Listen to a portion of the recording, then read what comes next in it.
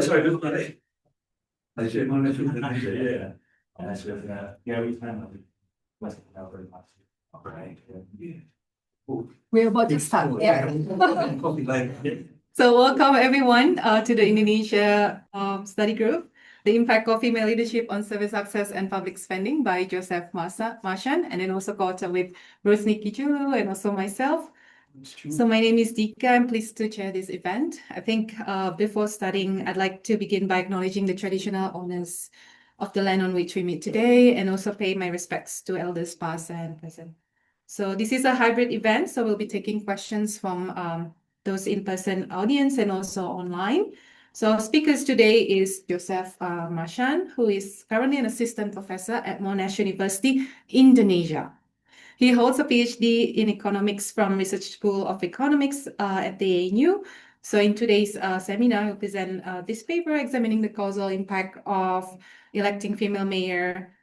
And these findings so far suggest that female leaders have distinct policy preferences. So these highlight the influence of gender in shaping policy choices.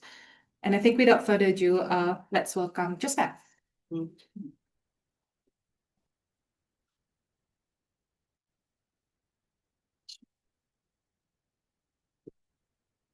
Testing. All right. Well, I think I'm loud enough. So good afternoon, everyone, and thank you for still in the campus in December. I know it's quiet times to be here, but thank you, Badika, for introducing me. And yeah, I'm Joseph. So I'm an assistant professor at Monash University, Indonesia. We are a new campus setting up in Indonesia. I think we started in 2021, and I just joined them actually 6 months ago. So I'm very happy to be back to ANU after quite some times. I was in the neighbor college, but happy to be here.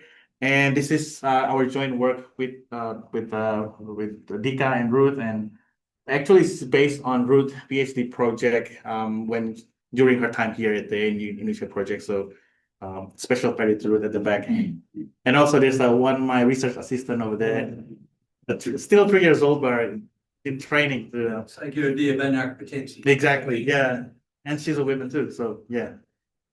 So what to be expected in this presentation? Of course, we want to share our findings, but we want to receive feedback because if you see the lineup, we are all economists talking about politics. So I think, of course, we welcome any comments from the economics perspective, but also welcome especially comments from political science or maybe perspective, or perhaps from gender studies perspective, or perhaps anthropological perspective, and so on.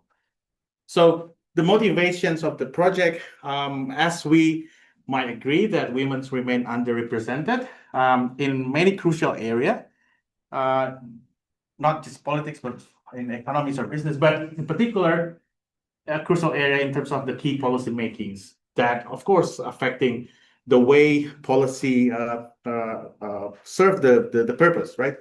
And this is a global, worldwide phenomenon. And there's gender parity, of course, in not just in terms of participation, but also in the leadership positions, both at national and the local levels.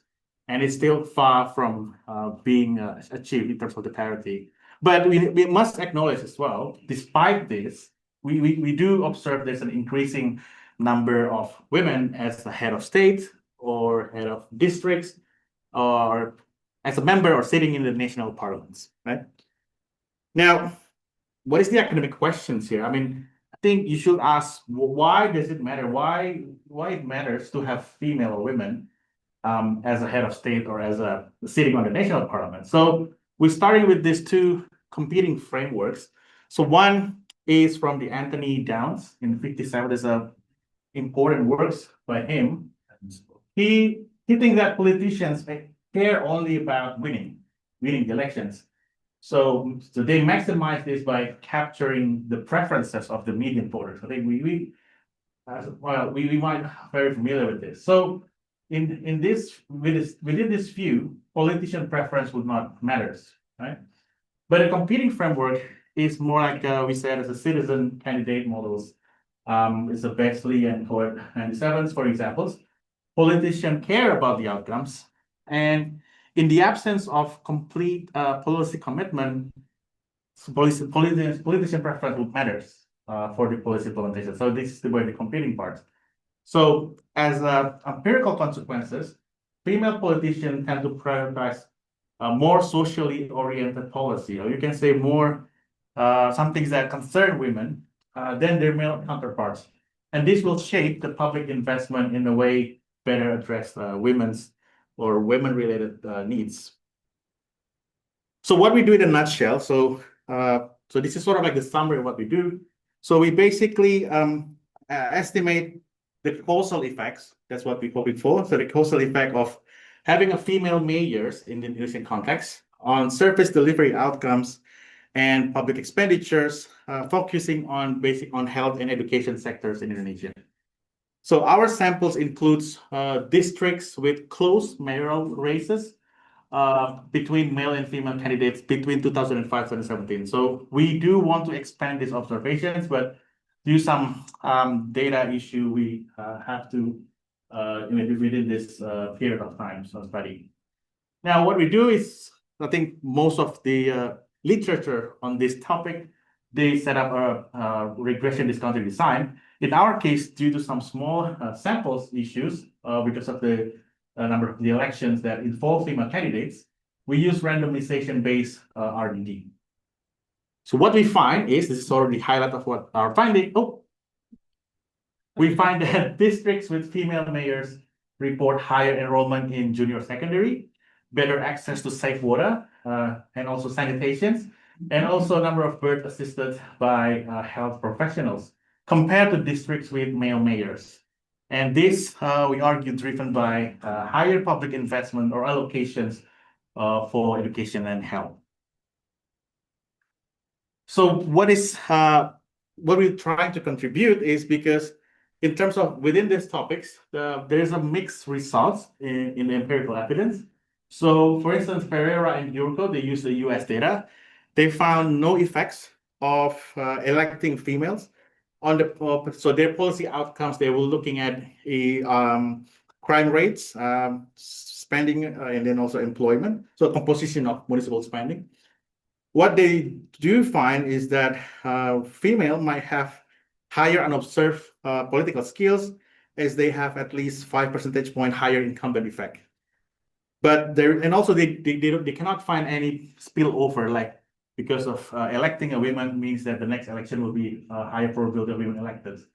But that's a US case, right? The developed country case. Now, we do find a lot of evidence from Brazil, which is giving us the setup for developing countries, some sort of positive effect. So for instance, the Bochenko, Bonano, Galeta, they find female layer leads to 50% average reductions in both homicide rate and violence against women.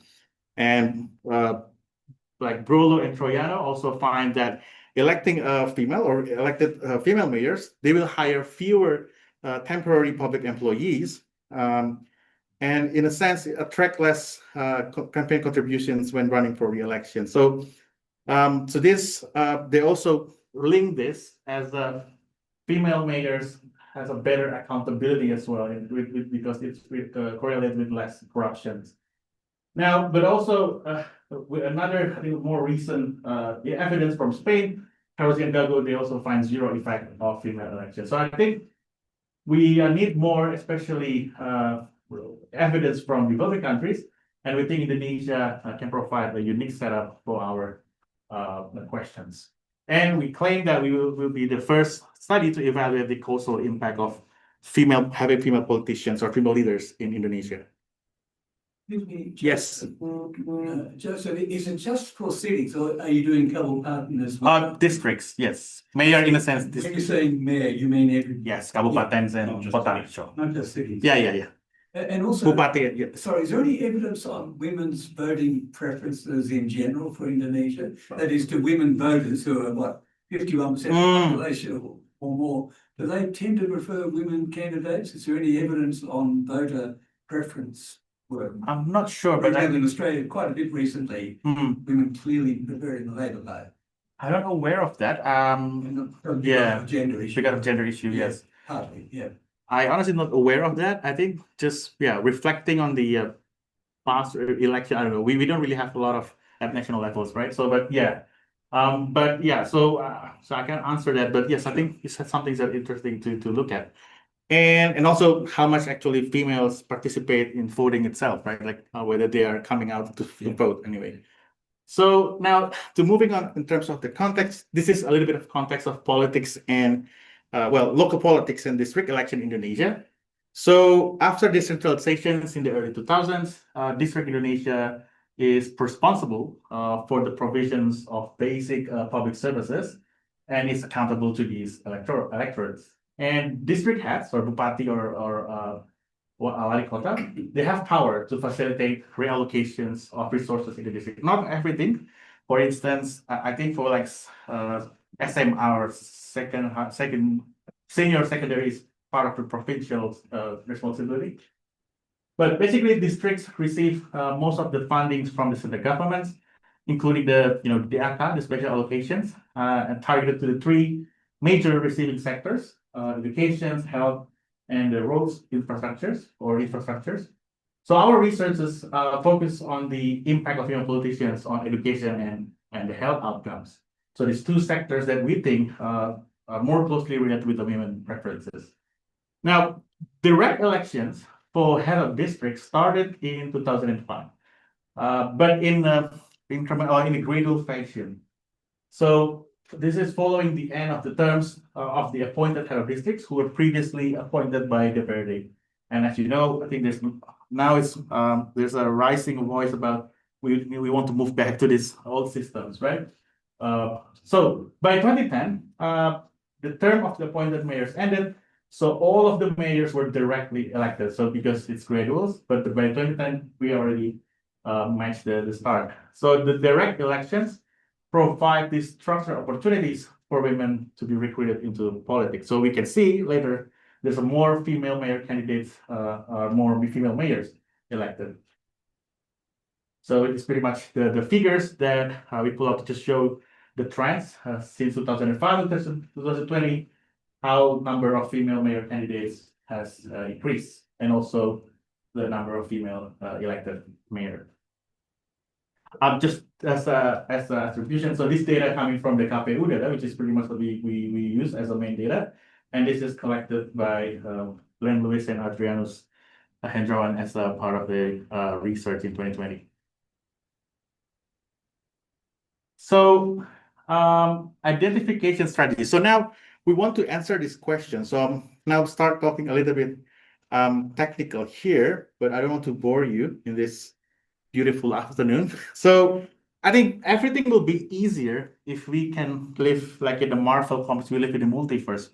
To compare, basically the idea is if we can find a district and then they elected the male mayors, and then in the multiverse they elect female mayors, and then we can compare, right? But we can't do that. We can't have that. So for each election time or election year, we can only have one winner, which is male or female. So we can't really have a really good counterfactuals. But in the political economy literatures, there is some solution to this. And before I move into that, there's two concerns basically. So the first concern is that female leaderships may not randomly assign. In a sense that we may, a comparison between district with female leaders and those with male leaders may generate bias because of some indigeneity issues. We might also think that, let's say, maybe there is some particular district characteristic. Let's say maybe the district has more women or more mothers demographic, and that would affect the way they vote and also affect the way the governments deliver the services, right? So we adopt this regression discontinuity design. So districts with male candidates won against females by the narrow margins that we think as the counterfactuals for district with female candidates won the elections against male, right? So that's the standard solution from the political economy literatures. But we do have second concern because there are limited number of districts with mixed gender mayoral elections in which the top two mayor candidates includes both men and women. So we must apply alternative procedure for a small sample in the case of RD design, which we call as a randomization-based RDD. So with this randomization RDD, this model assumes that there is a window around the cutoff. So the cutoff means along this winning margin of, so of course cutoff is 0, means like the winning margin is greater than 0. It means that's you win the elections, right? So we believe that this assumes that there is a window around the cutoff where the estimations and inference somehow echo the randomized experiment. We're gonna test that by looking at several covariates and see that there's a using a balance space test and see that those within the window have similar characteristics. So the idea is, first we need to find the widest feasible bandwidth, which guarantee that all covariates are balanced. And yes, So what do you mean by covariates? Do you mean the education of the population or the? yeah. So like population or a population, poverty rates, and so I will show you Okay. the list. Sure. So in terms of how we specify the models, first we restrict the sample size to districts where we have 2 top candidates in a given mayor elections that are mixed gender. So regardless of their 5 mayoral running mates. So this is the assigned species. So the treatment are districts that elected a female mayor, and the control are district that elected a male mayor. Now, winning margin between the top 2 candidates of this mixed gender mayor elections will be our running variables. But of course, the cutoff is 0, right? Because the greater means they win the election, less is they lose the elections. That is said, so right of the cutoff, female candidate won the elections, and female mayor elected as the head of the districts. While if you're on the left of the cutoff, male candidate won the elections, and male mayor elected as the head of districts. So this is just some graphical set of equation. I'm just showing some graphicals, illustrations of. So this on the B panel is the standard RD designs when you have this continuity and it's not so the cutoff by spinning margin 0. Now in the local randomization, or what we do, we assume that there is this small window where we can assume continuity in the sense that we can treat it as a random. So those that less than 0 and those that are a little bit bigger than 0, we can treat them as this is just by luck, for instance, when they win or when they lose it by small windows, right? And then we, of course, measure the distance average of the outcomes. Now, the data and variables, so also answer our questions. So between 2017, we have 124 observations. We'll see more in the and then we extract this district election data from 1,294 elections by EU and collected or created by Lewis et al. In 2020. And we exclude districts that have, of course, single candidate elections. Now, in terms of outcomes, basically we look at, in terms of services, we look at net enrollment at primary, junior high schools, senior high schools, birth assisted, safe access to safe water, access to sanitations, and the way we construct the outcomes variables, and also of course the fiscal variables, we take the average annual delta of service access from T+1 election to T4 or to the most recent year variables, and also the case for the spending data we're looking at this share of per capita, let's say for health spending or for social spending, education spending or for infrastructure spending and so on. So, and then we take the average of these 4 years after the election. So this is the tables I haven't talked about, but where's our observation coming from? This is the total of the election, the 1,254, and we have 124 elections of basically the total observation of our estimations. And this is just some graphical visualizations of those that area that elected female as their mayor across Indonesia. And as you can see, I think mostly are concentrated in Java. So we haven't, have a lot of female elected mayor in other part of Indonesia. Now, when I say about randomization based test and talk about the covariates. So this is pretty much the covariates that we're looking at. So we believe again within those small window, there should be no significant difference in terms of the poverty rate, lump of populations, the size of the district, the area, the transfer per capita, the intergovernmental transfer per capita, GRDP, everything in the real terms. There's also some bunch of political variables like the effective number of political parties, also ethnic fractionalization index, sort of capturing the cultural aspect. That might also affecting people behavior in terms of what they expect in terms of the service and also the electing leaders. The average service access prior to this election, and whether they're in Java again, because we can see that most are concentrated in Java, and the dummy whether this is like urban districts or rural districts. So the selected bandwidth lies between this 0.05, 0.05. The number of observation, we set the minimum of 1 and 1,000 replication. This is the plotted randomizations based the p-value from the balance state test for the different window. So okay, so we can just move on to the results. So this is the summary of the results in terms of the service outcome. So as you see, we look at the average annual change, and for the net enrollment primary, we do not find any statistically significant difference between district elected with a female mayor and the male mayor. For the junior secondary, we do find positive effect of electing female mayor compared to male mayor. And it's like 4.115. So you remember that NAIR, the maximum NAIR is like 100, right? And we're quite surprised that we found in the senior secondary is minus effect, or there's a negative effect of electing female mayor to this decrease. So there's a relation with the decrease of net enrollment rate. So we make a little bit of comment on that. We do find a positive effect in terms of number of births attended, safe waters, and also sanitation. So in terms of this annual incremental change.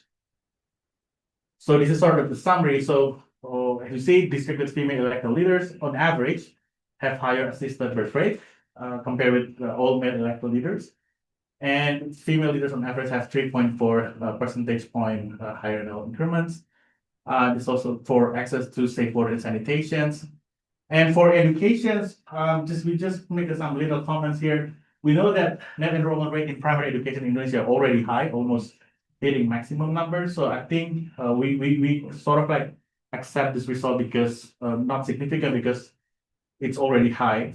And for the negative effect, we honestly don't have much explanation, but I think it's also important to note, as I said, senior secondary, it lies within the provincial responsibility rather than district's responsibility. But again, we still need to find out why we had this negative result. I think we expect non-significant results. Now, to think about why we have changed or why we have significant effect on service outcome, we look at the fiscal or budgeting process or budgeting results. So we mainly focusing on the share, the total spending per capita, that reflecting how the district mayors are allocating their spending. So this is all the share to the total spending. So we see that it's quite interesting that education spending is actually negative. There's a negative effect. But again, we a little bit conscious about this because education spending is also, again, is really high and also mandated. So I'm not sure what exactly changes matter much. We do find a positive effect in terms of the share of health spending, and we also find a positive effect on infrastructure spending. So the infrastructure spending, we won't try to relate it with why there's an increase in the safe water and sanitations, even though we also acknowledge that those maybe infrastructure in terms of spending may not just about, of course, sanitations and safe water. It can be about road development and so on. So as I said, well, higher spending on health, social infrastructures, but negative effect on educations. But again, we need to take note that education is mandated by the governments. And social spending has the highest coefficient estimate, followed by infrastructures. Sorry, I mean the health spending. So I think that we sort of arguing that the health and infrastructure has the highest increase. And we sort of argue that high share of infrastructure spending per capita may correlate with safe waters and sanitation access. Now, that's from the results. So we just want to talk a bit about some robustness of sensitivity check. So first, I think for the standard things that we need to pass is that is there any manipulations on the running variables? I think we can also think that given the high incidence of corruption case in Indonesia, it's possible that the politicians are willing to do something to increase their chance to win the elections, right? So this is just some standard formal tests following some procedures by Cataneo to looking at that there is no discontinuations in terms of winning margins. So it means that there's no manipulations around the cutoff of 0. Again, predetermined covariance, we have seen earlier that none of the covariance is statistically significant around the cutoff. Remember again, this is all the covariance based on this optimal bandwidth when we used to measure the outcomes. And we also look at the sensitivity in terms of changing the bandwidth. So we know the preferred bandwidth is 0.05, so change narrower or even larger. And we can see overall they all agree, except for some, I think, for some outcomes like the safe water is not robust with the larger windows, and also infrastructure spendings with the larger windows. Now, this is the story that we are still very lacking of, and also we expect or perhaps demand some insights. So in terms of mechanism, I think from the beginning, the way we frame this paper is about that female has some gender-specific preference. But we do find something else. So we find that there's an evidence of better transparency and accountability of budget spending. So we test that female leadership. So we changed the outcome variables to BPK audit score and corruption probability. And we found that there's a positive impact in the sense that female leadership leads to better audit score and less corrupt. But in terms of the total number of corruption or convicted corruption case, we do not find significant impact. But we argue that it might be that female leadership leads to better accountability. The second one relate with the Brazil findings, where female leader hire less temporary employee and less involved in corruption. So we sort of arguing that this is because female mayors engage in less patronage in some sense. Another way to think about this, we can maybe also think that maybe male leadership that affected with some patriarchal norms, they might tend to be more abusive to power, perhaps, and that probably also explaining why female leadership has a better accountability and less related to the corruptions. And of course, this is basically what you want to argue, that this is about gender attitude or policy taste. But at the moment, we don't have a good proxy or how to directly test this argument. So conclusions, district with females elected leaders have higher per capita spending on health, infrastructures, and female leadership result in a higher assisted birth rate, access to safe water, sanitations. Birth rates are like the one most robust across different bandwidth. And female leaders, we argue that these female leaders influence local policy outcomes that concern women. That's our main argument, but we need to find more in terms of how to directly test this and provide some evidence of in favor. You remember the two competing framework of the citizen-based models. So this is the caveat and the future directions. So as a caveat, we might want to make sure to rolling out that there's no some specific individual characteristic that ties to female candidate, because I think we argue that to be a female candidate in politics, they must have something, right? They must have maybe Then something is something about, political dynasties or incumbency or some other particular individual characteristics. Maybe they're more educated because they are women.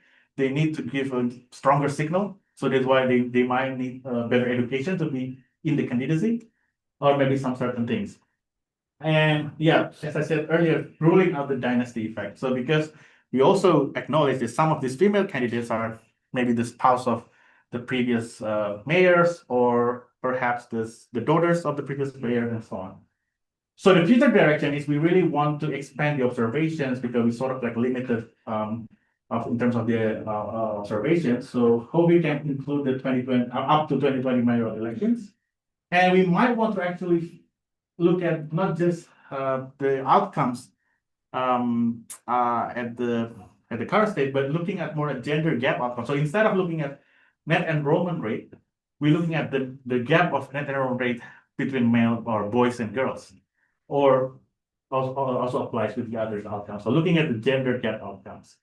And of course, we want to explore or investigate more about what is actually the mechanisms behind the result. It's about patronage story or clientelism story, perhaps, or perhaps it's about dynasty story. Yeah, so this is just to end the presentation. So this is just a quote from RBG, the late RBG. And thank you. Thank you.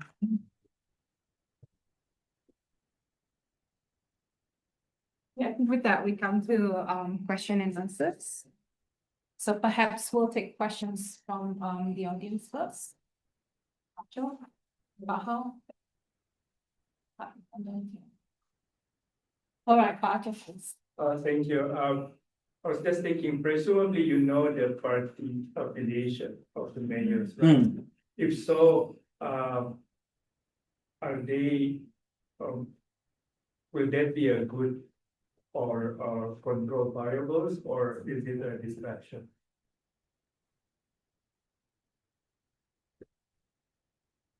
So probably we'll take one question at a time. Yeah. Yeah, let's see how it goes. Yeah. In what way, Acho, you think about, let's say, Golkar might have some, let's say, preference to Yeah, I'm thinking that party has their party line, and in terms of priorities, in terms of their approach to social programs, for example. So that might be, affecting how they rule when they get elected. Yeah, I think that's possible. Yeah, I think from just bird view, I guess I think in Indonesia, you don't really believe parties really based on ideology to some extent, right? But I think that would be something that we can explore. Unless, I think it's connect with what Pak Hal said about if, let's say, there's some particular, let's say women are more likely, let's say, to vote some particular party, that might be something affecting. But I think, yeah, we can dig more into political literatures. But I guess it is my personal opinion.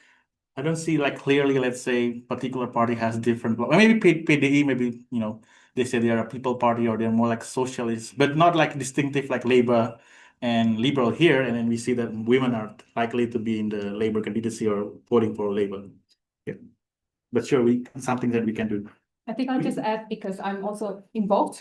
So I think the next step that where we're trying to do, we are looking at the party affiliation, but also the coalition party. And then we can measure that in terms of the percentage of the sitting parliament. And then that can be sort of like the covariates that is pretty much correlated with the individual characteristics of the mayors. So to what extent, if the coalition size is really strong, and then that somehow can really tell something or don't tell anything, about the impact of female politicians.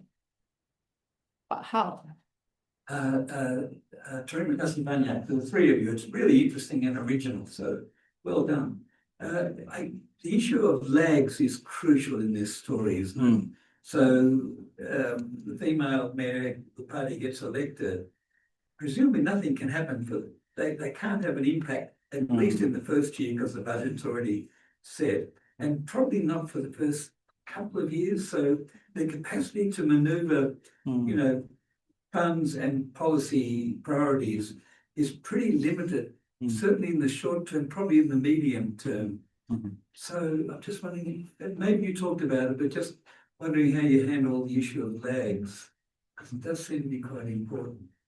Yeah, Sorry, they get a 5-year term, right? yes, right. So you could say in the third, fourth, fifth year, they can do something. Sure, if they Yeah. run for like two rounds. Yeah, I don't think we really addressed this here. I mean, yeah, I guess we also to some extent surprised with the significant result. I guess that would be a good argument to explain if there's no significant results, right? But it is interesting. Why I think building from your opinion, I think this is really important also for us to understand exactly why the change happens, right? So why it can undermine these lag issues, probably there, and to what extent perhaps maybe the change will be just some, will be some very small, and then if we look at more long run, it will be we cannot find stronger effect or the other way around. So I think that's important, but I think in these models we don't really much.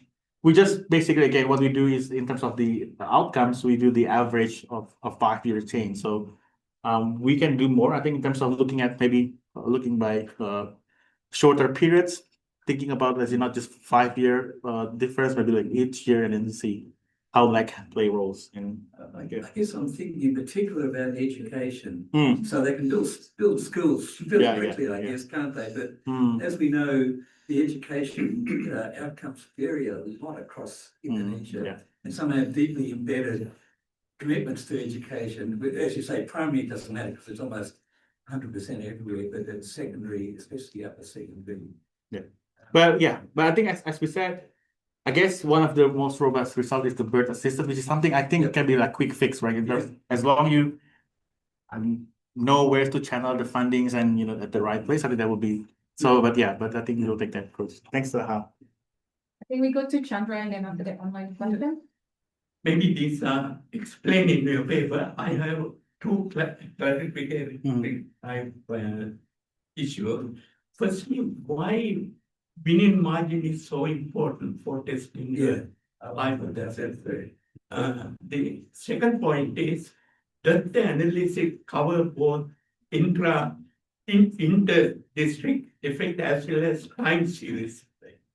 Because maybe a woman candidate win the election, but her period might be captured the actual impact of the previous male candidate. I see. Means that, I mean, if you do not capture that, I do not believe in that much in the research. Sure.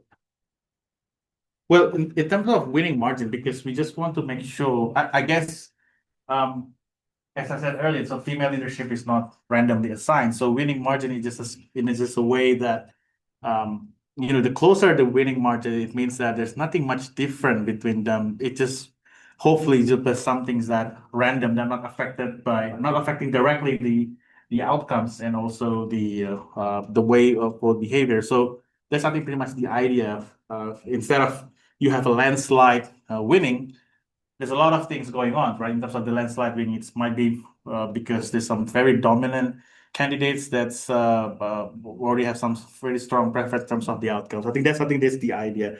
You assume that if the margin is narrow, she will perform better.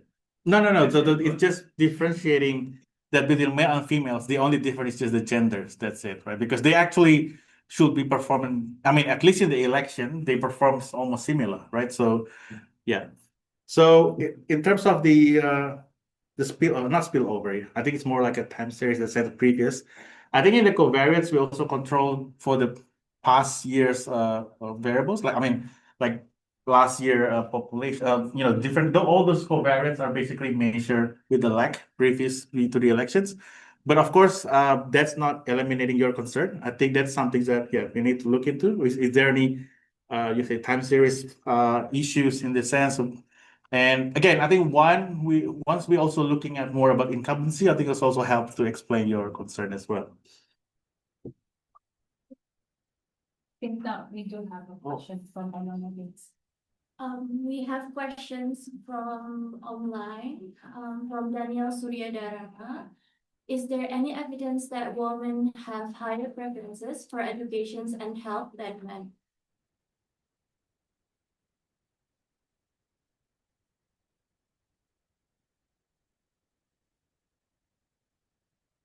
Higher educations and have higher preferences for education and health than men? Oh, yeah. I think this is just mostly based on literatures. I think it's good. I think it's a good point, a reminder for Daniel, for us to also maybe pull up some maybe from some survey or some data that show that women do or does have a preference or more concern over those two area. But I think this is again the choice of health and education is something more from the literature. So, but I think that's a good point. I think we should add more in terms of the Indonesian context, how much actually this, I'm not sure what's data we can use to show that women leader or women have more concern about educations, or maybe something like a work value survey, because they ask about what's, what's in your priority in terms of concern in your life, something like that. I think that's also available in work value survey. Yeah, I think we can also look at that. Thank you, Dan. Oh, yes. Thanks, Matt Joseph. That was a good presentation. I've just got a small point. You Mm. referred in your reference materials in situations in Brazil and Mm. Spain and so on. But what about South Asia, where Mm. issues of female leadership and patronage and corruption have been very prominent, including in recent years, whether that's Yeah. worthy also looking at? There's a lot of study in India, but mainly about parliament member, I think.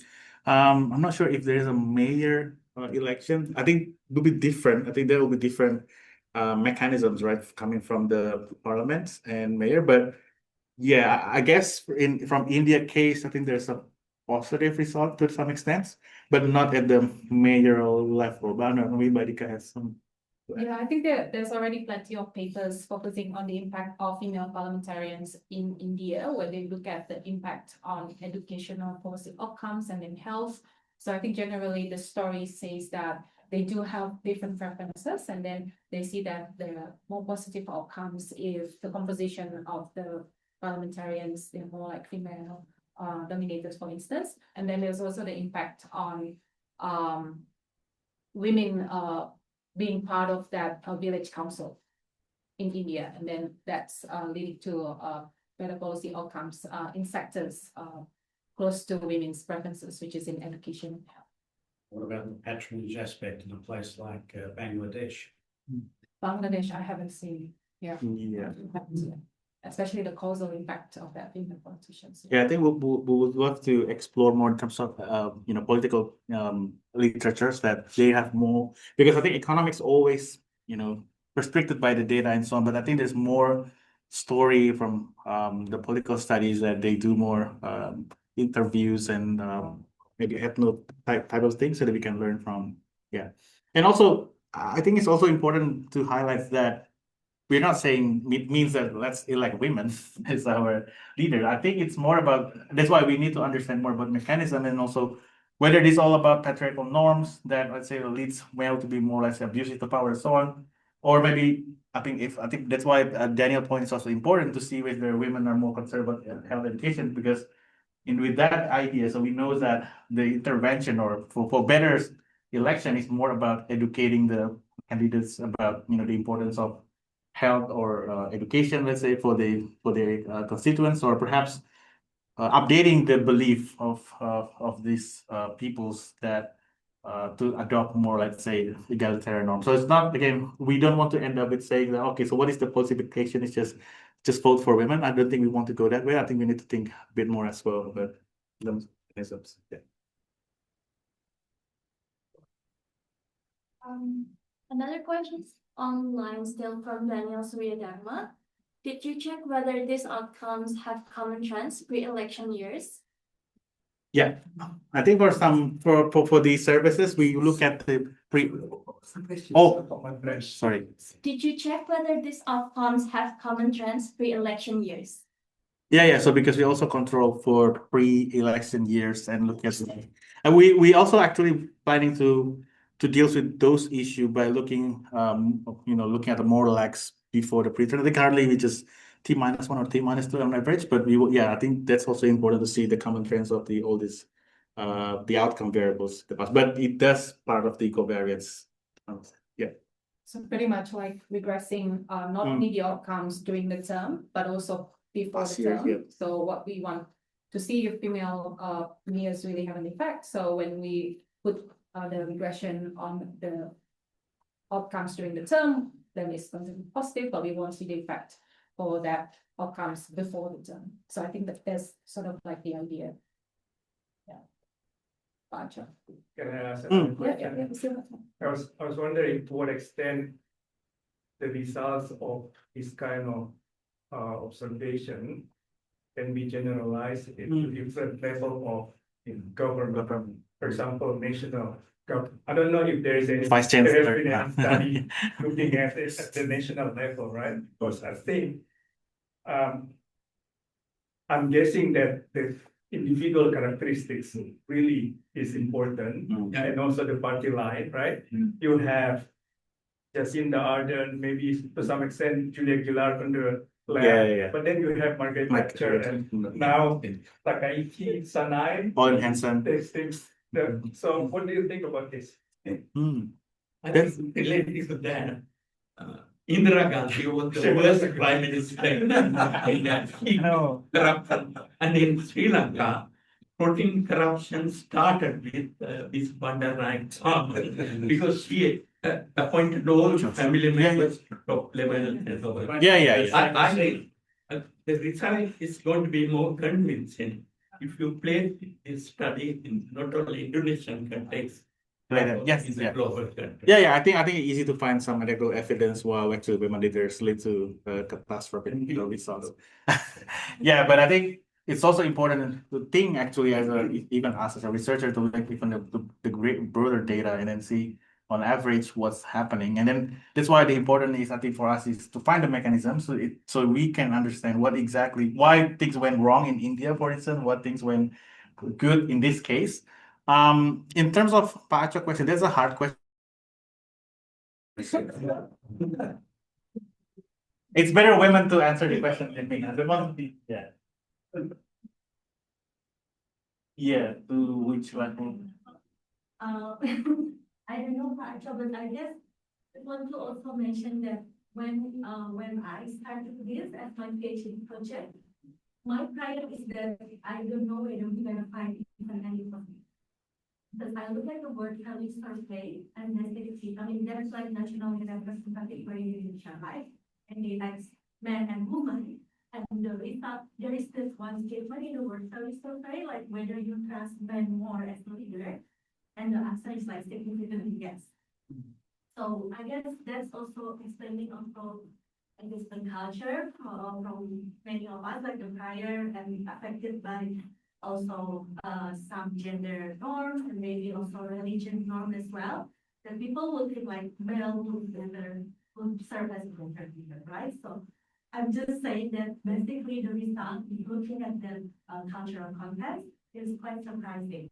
And I guess that states that, you know, like even female leaders in Indonesia, even though they have this strong backlash from the norm and also from the religion, they actually can do something. That's how I will say. I don't know what measure, however, or completely generalized one. Yes, sir. Sarah? I just have one question and one comment related to this comment. The question is on the sample. You have about 140 mixed gender elections and 120 are winning 5% margin. For you. Yes. 124. Yes. So most of the number is No, it's like 20% or so you mean so I think in terms of the window, so it's almost balanced 13 on the right hand and 13 on the left in the sense, so like 20% in the winning. yes. So 140 something are mixed gender. 124. Is it? Oh, yeah. I think we put up with. Yeah, this one looks like. Oh.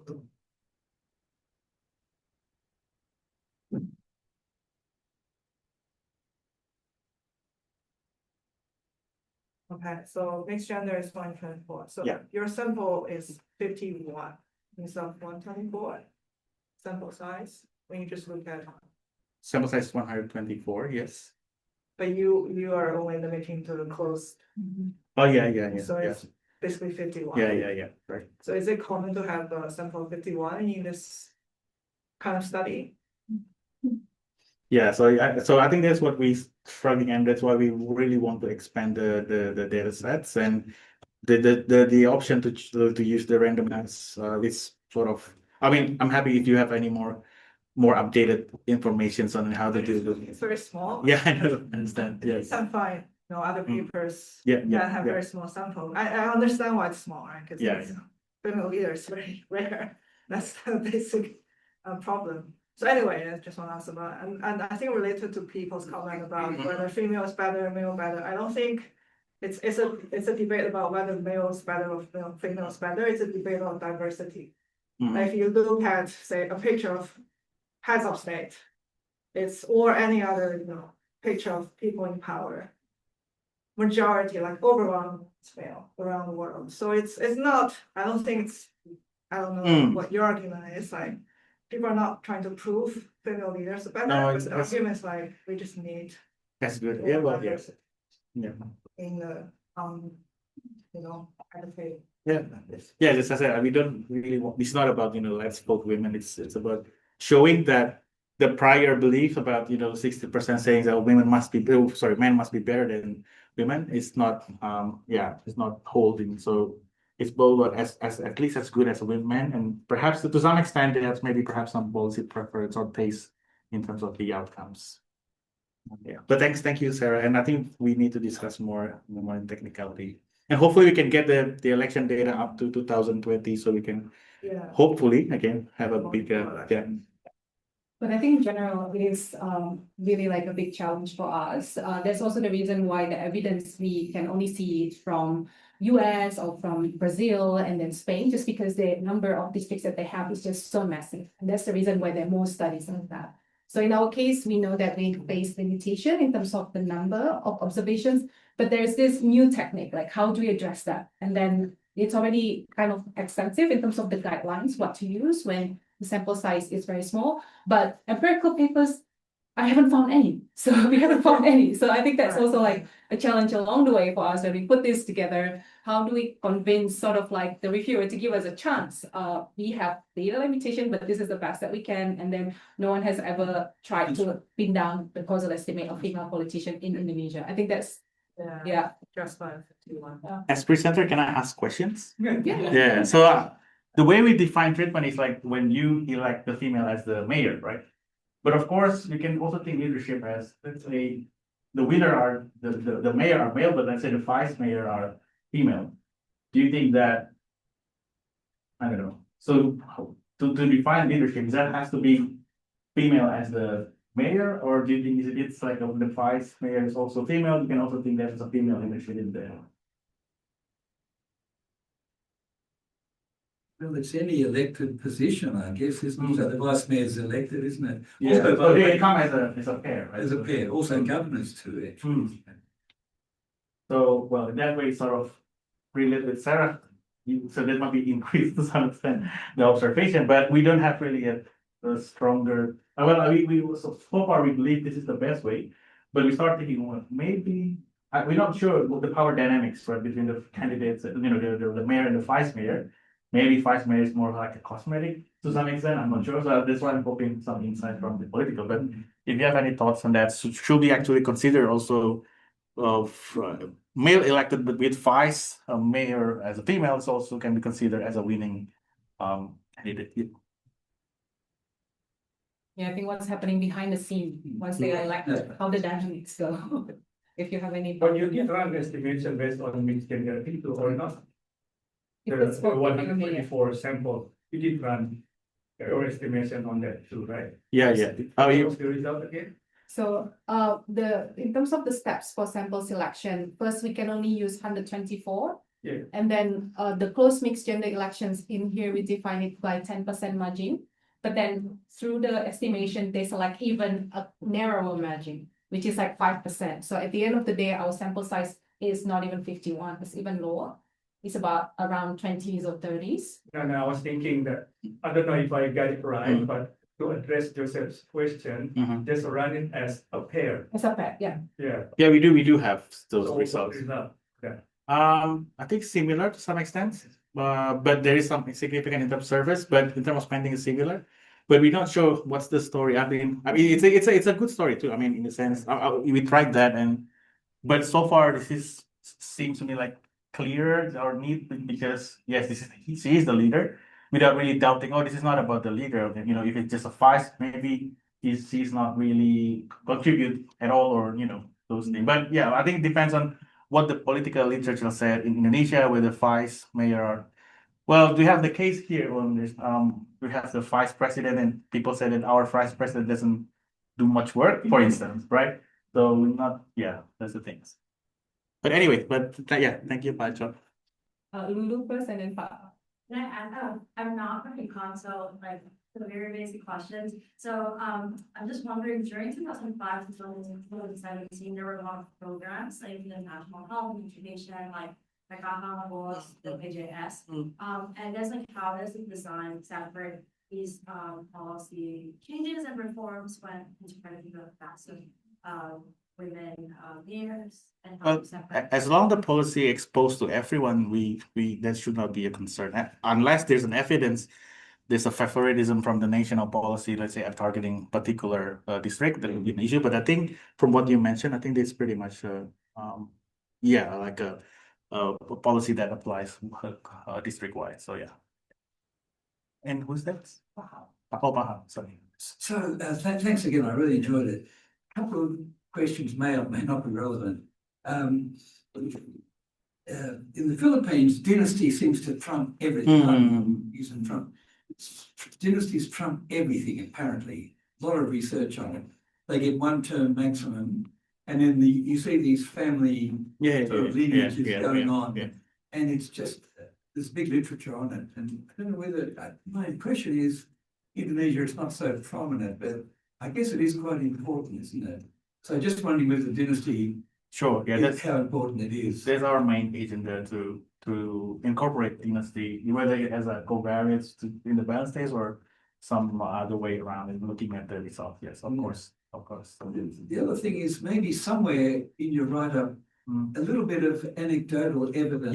Yes, that would be useful. I'm thinking, what are some of the obvious success stories of women as leaders? Like, was it the Wali Kota of Surabaya or? Yeah, or I think the Nunukan, the one that they put in the marketing flyers, the Nunukan mayor. I think there's I mean, descriptively you can see the jump in terms of HDI index in the North Kalimantan. So I think that could be. So going beyond the numbers a little bit for narrative might be just. Yeah, sure, definitely, Pahal, yes. Yeah. It's. I mean, yes. We've been thinking about the anecdotes as well. Well, it's not putting up in slide. Sure. Understood. And the quota issue is basically not evident. Is the quota issue only for national parliament? The what? The quota issue. Oh, quota. Yeah, Quota it's issue. for parliament. Is that Parliament. national parliament? Does it apply? Also district parliament. It does apply at district level as well, but it's a very low quota, isn't it? What is it? Well, the It's an problem, aspirational number or something. yeah, the problem is that the quota is actually set for the percentage of candidates. And so what happens is that, because I also have a separate study on that, what happens is that, okay, so for instance, there will be like 10 nominations from one party, and then they just have to hit that quota. But then the problem is that they usually put women not in the visible ballot number, so usually it's very low. And from that quota, I think in terms of the increase, the incremental increase is not such a big jump. The jump was actually higher when it was first introduced, and then from then on, it's not really like very substantially increase in terms of the percentage of women in district parliament. Thanks. Yeah. And so one other little question, if I may. So is there a story at all with religion that is, Hindu majority, Christian majority versus maybe Muslim majority at all? I mean, I guess, and the prize, you wouldn't expect a big story, but I'm Let's see. curious whether it's evident at all. Say, in Timor Barat and what are the ones? Yeah, well, I think Lebanon. that's interesting, but again, it depends whether they can be filtered out That's right. from the Exactly. sample selection. Like we don't even really have a lot of women. Yes, Okay. but they will keep in mind. We do have ethnic fractionalization index as our controls, maybe sort of that's capturing the cultural aspect, but perhaps realtors actually have a maybe or perhaps not have a bigger effect. Yeah. So I think on the dynasty, we are in the midst of like collecting the dynasty sort of like what's going on for every female for every mayoral candidate. And it may not be excessive as the Philippines, but there are instances where the way we define dynasty, if they have spouse, parents, sort of like in-laws connections to elected candidates. So that can mean the former mayors or like somewhere in DPRD, or even like if they are ministers, anyone who is like politically elected, they'll be counted as a dynasty. So we are in the process of putting together that data set, and then we will check to what extent we see there's an effect or no effect. But I think in general, in terms of the literature, because we can't really be sure that we control for every single individual characteristic. So I think the safest sentence that usually we'll put, this is, we assume that the only thing that differs is not only gender, but any other things that are correlated with gender. If at the end, we can't really control the entire characteristics. Yeah. And by the way, they can run a second term, can't they? Yeah. The Philippine dynasty issue in particular is because they can only have one term. And therefore they've got to line up the rest of the family for the second. Is there any evidence on second term results if they Incumbency? data to say whether if they're successful in one term, they get? No, I think we have, well, no, we don't really, I mean, we do have control for incumbency, but I think, yeah, we don't specifically said about the potential to win again. Yeah, we don't really look at that, but controlling for incumbency also can have similar results. Yeah. Any other questions? Yeah. Yeah. I Thank think- you. Yeah, with that, let's give Jonathan. Yeah, thank you. Oh, all right. Oh. All right, with that, thank you everyone for participating in this ISG, and this is the last one. So we have many more to come next year, and I think we wish everyone enjoyable holidays in the coming weeks.